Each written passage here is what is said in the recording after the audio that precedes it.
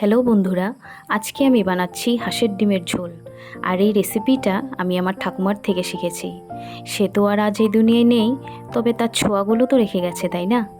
তো ফার্স্টে ডিম আর আলু সেদ্ধ করে নিয়েছি। তারপর হলো আসল জিনিস, ভাজা জিরে বাটা, যেটা নাকি ইউজ করতো আমার ঠাকুমা এই হাঁসের ডিমের রেসিপিতে। একপাশে এই জিরে আর মরিচ আর আদা বেটে আলাদা করে রেখে দিতে হবে। তারপর কড়াইতে তেল দিয়ে ডিমগুলো ভেজে রেখে নিন। তারপর আবার তেলে তেজপাতা জিরে ফোড়ন দিয়ে বেটে রাখা আদা আর মরিচ বাটাটা দিয়ে ভালো করে কষিয়ে টমেটোগুলো দিয়ে আবার ভালো করে কষিয়ে গরম জল দিয়ে দিন। তারপর 80% ফোটানো হয়ে এলে ডিমগুলো দিয়ে দিন। তারপর 2 মিনিট ফুটিয়ে সেই ভেজে রাখা জিরে বাটা দিয়ে আরও 5 মিনিট ফুটিয়ে গরম মশলা দিয়ে নামিয়ে নিন। তো রসুন পেঁয়াজ দিয়ে তো সবাই সবসময় খান ডিমের ঝোল, তাই না? এভাবে একবার বানিয়ে খেয়ে দেখবেন তো কেমন লাগে। আমার তো অপূর্ব লাগে। ভালো লাগলে অবশ্যই একটা লাইক কমেন্ট শেয়ার করে দেবেন। ধন্যবাদ।